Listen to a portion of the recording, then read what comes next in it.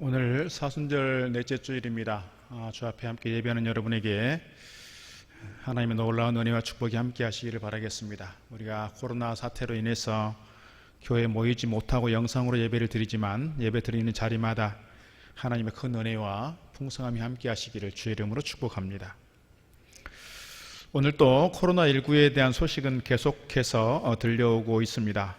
특별히 이제 우리나라는 좀 진정세가 되는가 하는데 유럽과 미국은 국가 비상사태를 선포할 정도로 심각한 상황에 놓여 있습니다. 속히 잘 수습이 되고 또 우리 일상과 예배가 회복될 수 있도록 기도해 주시기를 부탁을 드리겠습니다.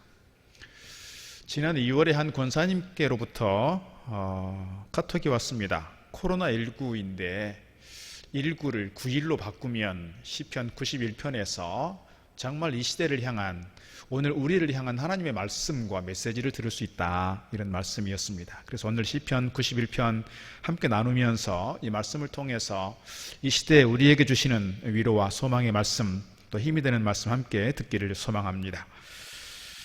오늘 설교 제목은 전능자의 그늘 이렇게 잡았는데요, 사실은 에콰도르의 악명 높았던 와우다니족 선교사 짐 엘리엇의 아내인 엘리자벳이 쓴 그런 책 제목이기도 합니다. 예전에 제가 창끝이라고 하는 영화 잠깐 이렇게 보여드린 적이 있습니다. 이 창끝이라고 하는 영화를 보면 짐 엘리엇과 4명의 선교사들이 선교 사역에 대한 이야기를 잘 기록하고 있습니다. 무모하게도 5명의 젊은 선교사들이 가지 않는 그 오지, 더욱이 부족들 간에 있어서 심각한 전쟁이 일어나고 있는 그 상황에 그들이 나아가게 됩니다. 사실 1956년 1월 8일 그들은 선교지에 도착한 지 얼마 되지 않은 채 와우다니 부족의 창에 찔려 순교하게 됩니다. 최고의 대학을 나온 젊은 신학생들이었고 선교사님들이었습니다. 그 오지에 들어간 지 며칠 만에 그렇게 무참하게도 창에 찔려 죽어가면서 그들은 사실 손에 총을 들고 있었지만 총을 쏘지 않았고 그들은 그렇게 순교하고 말았습니다. 라이프라고 하는 잡지에서는 이 사건을 10페이지에 달하는 기사로 다루면서 얼마나 불필요한 낭비인가 이렇게 의문을 제기했습니다. 그래서 그때 순교했던 짐 엘리엇의 아내인 엘리자벳이 전능자의 그늘이라고 하는 책을 통해서 이 질문에 답하고 있습니다. 우리나라에도 번역이 되어 있습니다. 그분은 라이프지의 질문에 대답을 하면서 이렇게 말합니다. 낭비라니요, 나의 남편은 온 생애를 이것을 위해 준비했던 사람입니다. 그는 자기의 책임을 수행한, 그리고 자기 목표를 달성하고 죽은 행복한 사람입니다. 그러면서 짐 엘리엇의 자필 일기와 각종 편지들을 공개하기도 했습니다.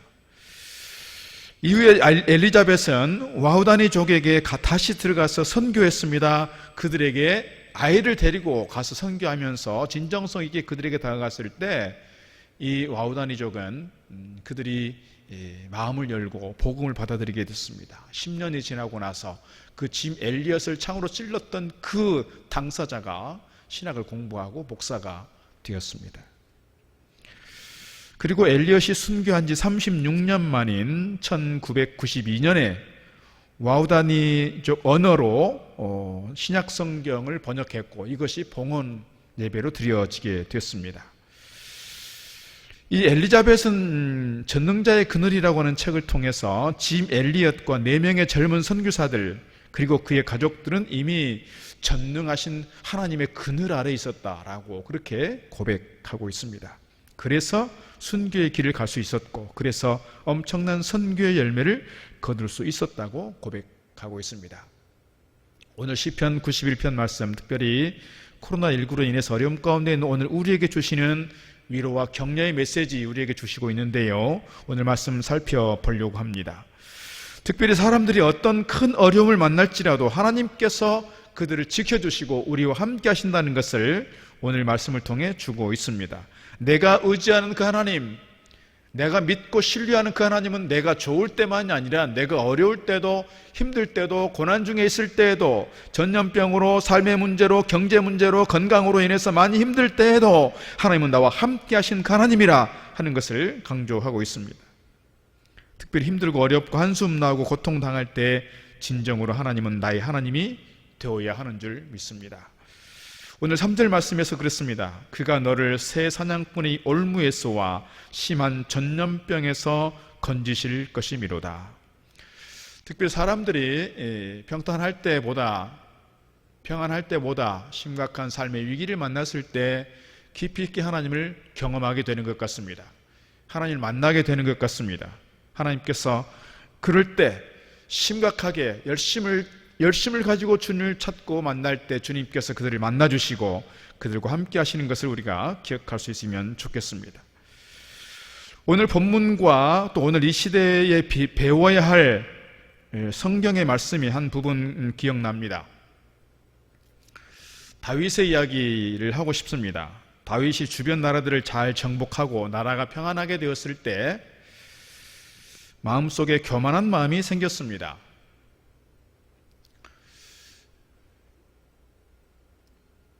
다윗에게 교만한 마음이 생겨서 요압 장군에게 단에서부터 브엘세바까지, 그러니까 온 이스라엘의 남쪽 끝부터 북쪽 끝까지 모든 백성들을 다 계수해서 군사로 동원될 만한 사람이 얼마인가 살펴보겠습니다. 그래서 북이스라엘의 80만 명, 남유다의 50만 명이라고 하는 많은 군사의 수가 있는 것을 그가 보고 받게 됩니다.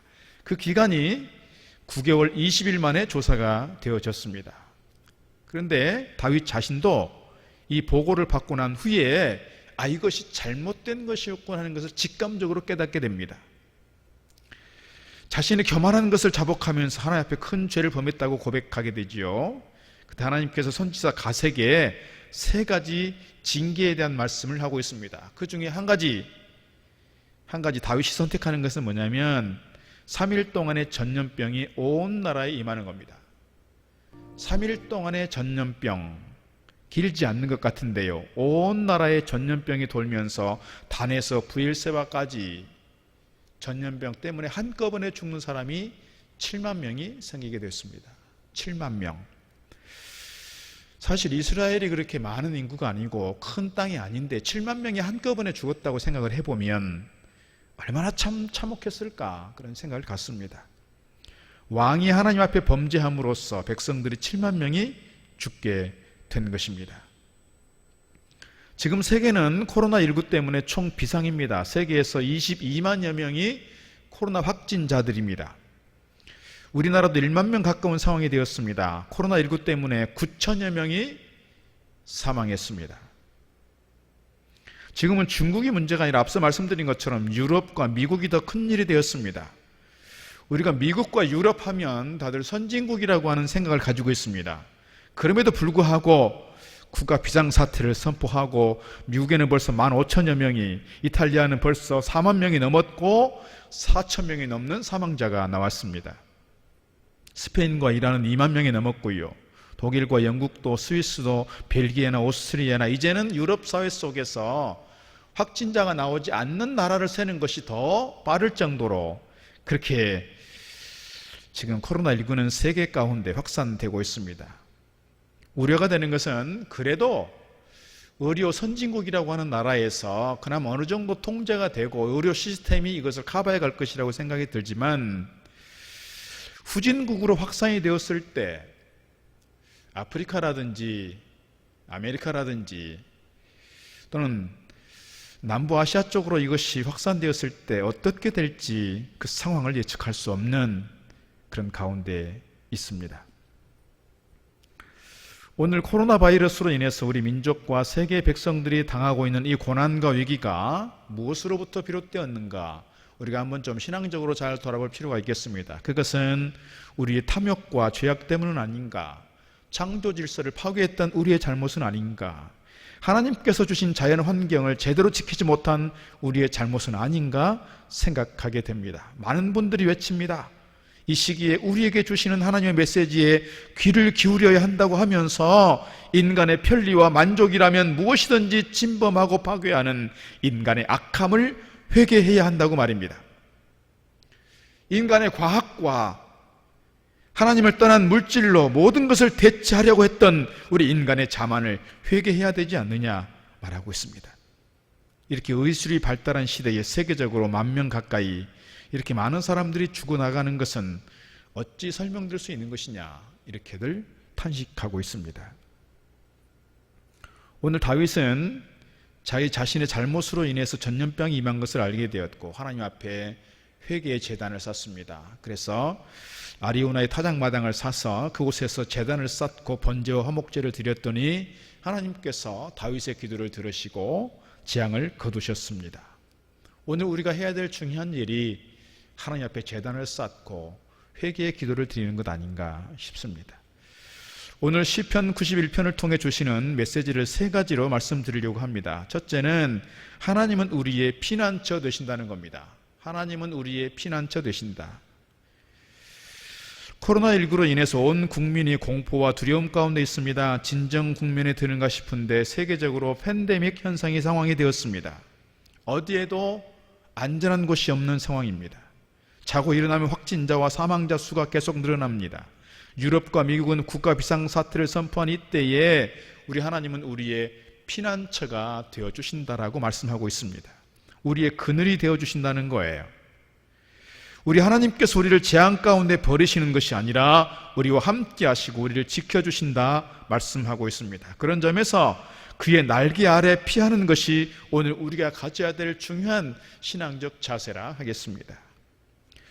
우리가 설교 후에 부를 찬송 415장도 십자가 그늘 아래 평안이 있음을 찬송하고 있습니다. 가사가 이렇습니다.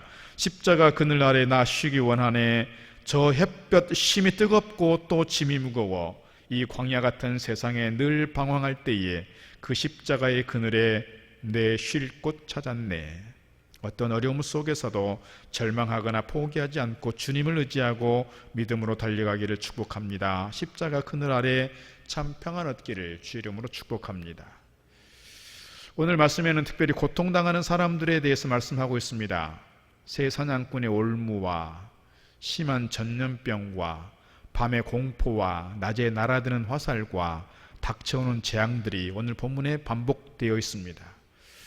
수많은 위기와 어려움 속에서도 전능자의 그늘 아래 사는 자에게 하나님은 피난처가 되신다고 우리에게 말씀하고 있습니다. 전능자의 그늘이라고 오늘 제목을 잡았는데요, 이 전능자의 그늘이란 우리 하나님의 손길 아래, 하나님의 주권 아래에 사는 사람들입니다.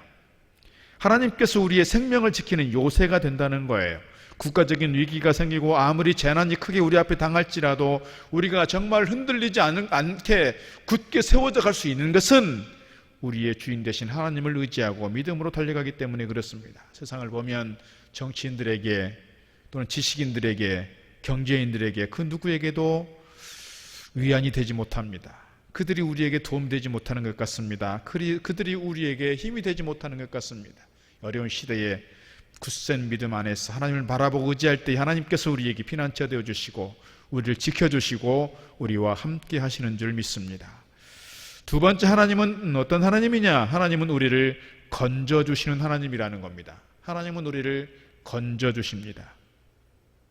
오늘 3절에서 말씀합니다. 그가 너를 새 사냥꾼이 올무에서와 심한 전염병에서 건지실 것이미로다. 여기서 사냥꾼의 올무는 하나님의 사람들을 공격하고 파멸에 빠뜨리는 계략과 술책이라고 말씀드릴 수 있습니다. 또 심한 전염병이라고 하는 것은 오늘 우리가 겪고 있는 코로나19와 같은 전염병이기도 합니다. 뿐만 아니라 사람들에게 상처를 주는 악성 누모와 비방 등을 의미하고 있습니다. 그러나 그 어떤 위험과 어려움이라고 할지라도 십자가 그늘 아래에 피하면 전능하신 하나님께서 우리를 절망으로부터 건져주신다 약속하고 있습니다. 물론 우리가 오늘 신앙적으로 고백할 때 좀 분명히 좀 짚고 넘어가야 될 게 있습니다. 우리 대한민국에서 이렇게 이 코로나가 확산되게 된 중요한 계기는 신천지에 있습니다. 뿐만 아니라 교회 중에서도 사실은 성남에 있는 한 교회를 생각을 해보면 얼마나 비성경적이고 비신앙적인가를 우리가 좀 살펴볼 수가 있습니다.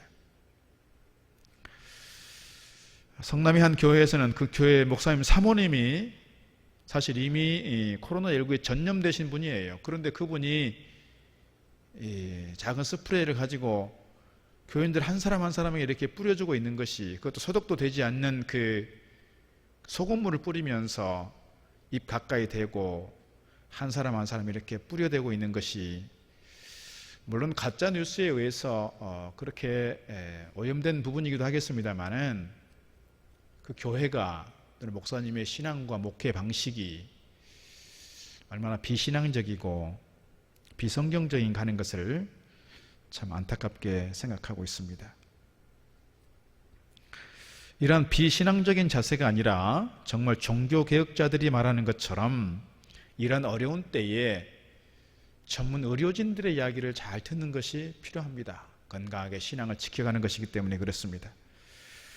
특별히 우리가 신앙적으로 어려운 이 때에 더욱더 하나님을 바라보고 의지할 때에 우리 힘으로 감당할 수 없는 삶의 문제 앞에서, 경제와 질병의 문제 앞에서, 관계 속에서 생겨나는 문제들 때문에 우리가 고통 중에 있지만 하나님께서 그러한 문제들 속에서 우리를 건지시고 인도에 가실 줄로 믿습니다.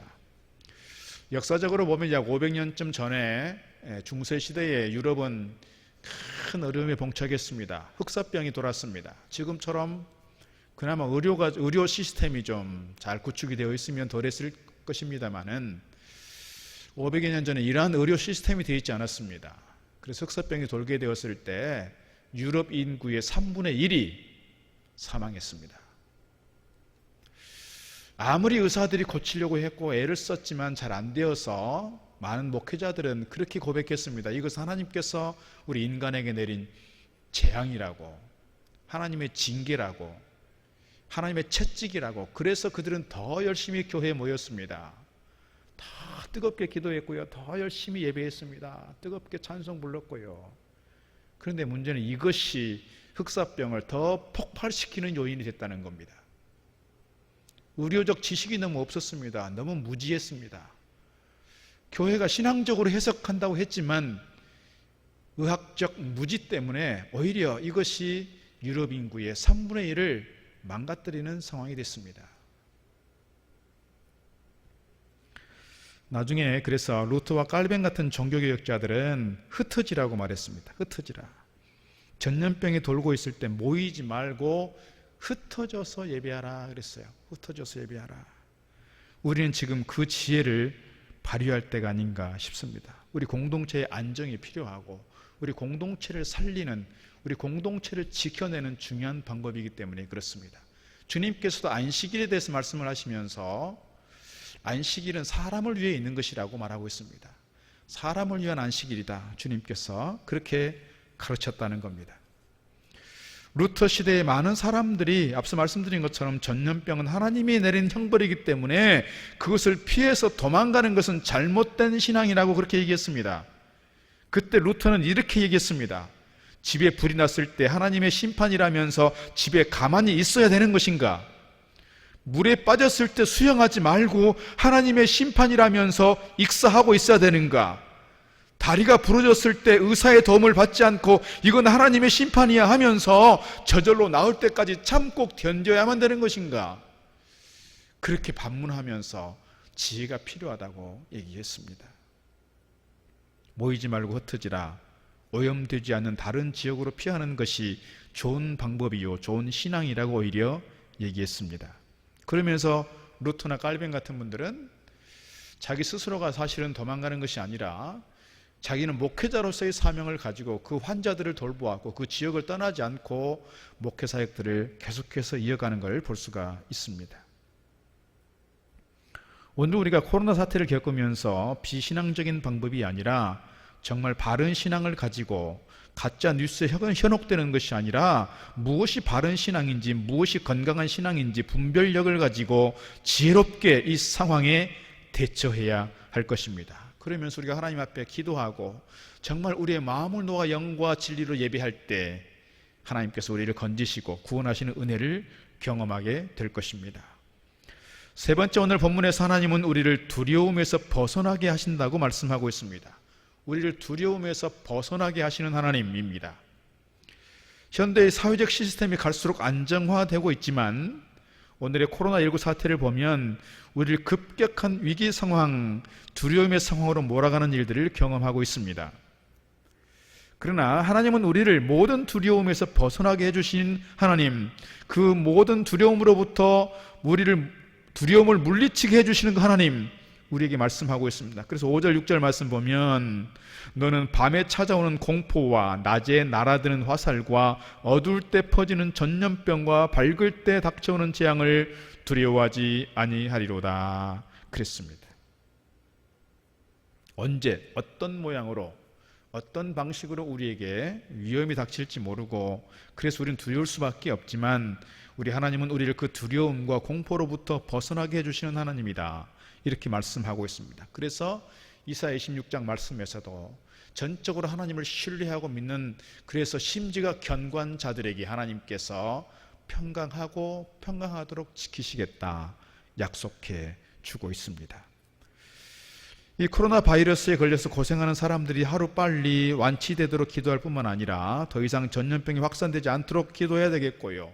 더 나아가서 우리가 이러한 두려움으로부터 벗어날 수 있도록 우리에게 평안함을 주시고 우리에게 담대함을 주시고 우리가 이 어려움을 이기고 나아갈 만한 힘을 달라고 기도해야 할 줄로 믿습니다.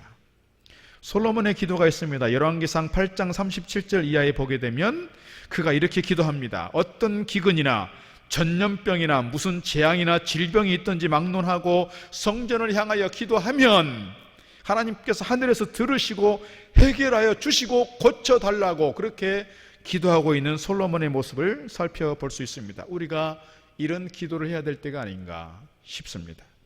지존하신 우리 하나님께서 이 민족의 피난처와 요새가 되어주시고 우리가 전능자의 그늘 아래에 피하게 하심으로써 심한 전염병에서 건져주시기를 우리 모두가 기도해야 할 줄로 믿습니다. 요즘처럼 전염병이 퍼질 때 사실 전염병보다 더 무서운 것은 공포와 두려움입니다. 사실 흑사병이 돌 때 그랬습니다. 제2차 세계대전이 있을 때 미국의 통계를 보면 그렇습니다. 전쟁에 나가서 죽은 미국 군인이 40만 7천 명입니다. 사실 많은 수가 죽었습니다. 그런데 미국 내에서 불안과 공포 때문에 심장병으로 죽은 사람이 100만 명이 넘는다고 합니다. 아이러니죠, 사실은. 전쟁터에서 죽은 사람보다 오히려 본토에서 그 두려움과 공포 때문에 염려와 근심 때문에 죽은 사람들이 100만 명이나 된다는 겁니다. 오늘 우리나라는 그나마 좀 이런 현상이 나타나지 않는 것 같아서 감사합니다. 요즘 뉴스에서 계속 보여주고 있는 것은 뭐냐면 사재기입니다. 화장지 사재기, 식료품 사재기. 그것도 어떻게 보면 가장 잘 산다고 하는 세계 제1강국이라고 하는 미국에서 일어나는 일들이고요. 유럽에서, 호주에서 일어난 일들입니다. 왜 이런 일들이 생겨날까요? 어떻게 보면 미국이나 유럽에 대해서 우리가 어렸을 때부터 많이 동경해왔던 나라들입니다. 잘 사는 나라, 부유한 나라, 제1세계 그러면서 많이 동경해왔습니다만 지금 보면 그 두려움과 공포 속에 사재기의 동기가 뭘까요, 여러분? 사재기의 동기는 뭡니까? 두려움과 공포 아니겠습니까? 두려움과 공포. 의료 시스템이 곧 무너질 거라고 하는 공포가 있습니다. 아파도 입원할 병상이 절대적으로 부족하다고 하는 그런 공포감이 있습니다. 나도 혹 걸릴 수 있다고 하는 공포감입니다. 사실 현실적으로 지금 이탈리아에서는 장례를 치를 수가 없어서 군부대가 동원이 되고 있고 장례를 위해서 군부대 트럭이 동원이 되어서 시신을 운구하는 장면들이 뉴스에 보도되고 있습니다. 이런 어려운 상황 가운데 있습니다. 이런 상황 속에서 우리나라에 대해서 외국에서 얼마나 많이 칭찬하고 있는가를 생각하면 참 감사한 일이 아닐 수 없습니다. 처음 신천지 때문에 그렇게 확진자들이 폭발적으로 늘어나면서 세계 많은 나라들이 우리나라를 걱정했습니다. 그러나 이제는 세계가 우리나라 방역 시스템이나 드라이브 스루 같은 방식에 대해서 그리고 하루에 2만 명이나 검사할 수 있다고 하는 것에 대해서 세계 사람들이 놀라고 있고 이제는 세계가 우리나라를 배워가고 있고 좋은 모델로 삼고 있습니다. 미국만 해도 유럽에서 오는 사람들 모독에 맞고 있습니다. 국경을 통제합니다. 일본 통계를 보니까 그렇습니다. 그렇게 검사를 안 하고 미루는데도 벌써 2,000명이 넘었습니다. 우리나라나 유럽에 비하면 정말 적은 수인데도 불구하고 5일 전에 일본 설문조사를 보니까요, 85%가 나도 전염될지 모른다고 하는 극심한 공포 가운데 있습니다. 유력 언론지들은 이제 미국 다음에 일본이라고 하는 그런 진단을 해놓기도 합니다. 사실은 확진자가 지금 2,000명 정도밖에 안 되는 그런 상황 속에 있음에도 불구하고 혹시 나도 감염될지 모른다고 하는 두려움과 공포 때문에 그들은 계속해서 괴로워하고 있는 거예요. 괴로워하고 있어요. 이게 일본의 상황이고 어떻게 보면 오늘 우리의 상황일지도 모르겠습니다. 오늘 우리가 믿음의 사람들로서 정말 중요한 것은 이 코로나와 여러 가지 삶의 문제로 인해서 두려움과 불안 가운데 있는 것이 아니라 오직 하나님만이 나의 피난처요 나의 도움 되신다는 사실, 확실한 믿음을 가지고 하나님을 의지하고 주 안에서는 평강 누리기를 주의 이름으로 축복합니다. 시편 34편 4절에서 말씀합니다. 내가 여호와께 간구하매 내게 응답하시고 내 모든 두려움에서 나를 건지셨도다. 내가 하나님께 기도하고 간구했더니 하나님께서 나에게 응답해 주시고 나의 모든 두려움으로부터 나를 건지셨다고 그렇게 고백하고 있습니다. 사랑하는 성도 여러분, 우리 하나님은 우리의 피난처요 우리를 건져주시는 분이요 우리를 두려움에서 벗어나게 하시는 분이신 줄로 믿습니다. 그래서 시편 50편에서 말씀합니다. 환난 날에 나를 부르라 내가 너를 건지리니 네가 나를 영화롭게 하리라 말씀하고 있습니다.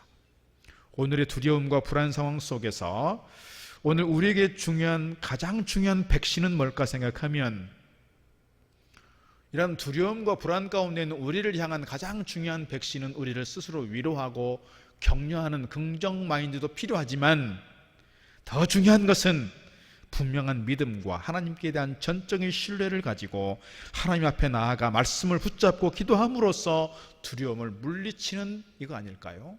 우리가 믿음의 사람이라면 말이죠. 이 코로나의 풍랑 속에서 마음의 고요함과 영혼의 평안함을 어디서 찾을 수 있을까요? 오늘 말씀의 제목처럼 지존자의 은밀한 곳에 거주하며 전능자의 그늘 아래에 사는 자에게 이런 고요함과 평안함이 있을 줄 믿습니다. 우리가 살아가는 오늘 이 시대가 불안과 두려움 가운데 있을 수밖에 없는 상황이지만, 그러나 같이 불안한 마음에 두려운 마음에 휩쓸려가는 것이 아니라 오직 우리의 마음을 하나님께 쏟아 하나님께 기도함으로써 하나님께 나아가 하나님을 찾고 간구하는 가운데 하나님께로부터 오는 그러한 평안한 마음이 우리 가운데 누려지기를 주의 이름으로 축복합니다. 오늘 본문 6절의 말씀 다시 한번 읽고 마치겠습니다. 어두울 때에 퍼지는 전염병과 밝을 때에 닥쳐오는 재앙을 두려워하지 아니하리로다. 아멘. 기도하겠습니다. 오늘도 우리 역사 가운데 섭리하시는 하나님 아버지, 오늘도 역사 가운데 수많은 이들이 코로나 바이러스로 인해 두려워 떨고 있습니다. 아파하고 있습니다. 괴로워하고 있습니다. 이러한 때 오늘 저희들 두려움과 공포에 떨지 않게 하시고 우리를 지키시고 건지시고 두려움에서 벗어나게 하시는 하나님을 의지하며 오히려 풍랑 중에도 안정을 찾고 주님 안에서 평안을 누리도록 저들을 인도하여 주시옵소서. 이 전염병이 속히 사라지게 하시고 이러한 때에 온 백성들이 오히려 하나님 앞에 겸손하게 나와 무릎 꿇을 수 있게 하시고 역사의 주인이신 우리 하나님을 하나님으로 고백할 수 있는 저희들 되게 하여 주시옵소서. 이 고통의 시간에 주님 가신 그 십자가의 길을 묵상하게 하시고 주님 만나는 날까지 주님의 제자로서의 길을 잘 따르는 저희들 되도록 인도하여 주시옵소서. 예수 그리스도 이름으로 기도드리옵나이다. 아멘.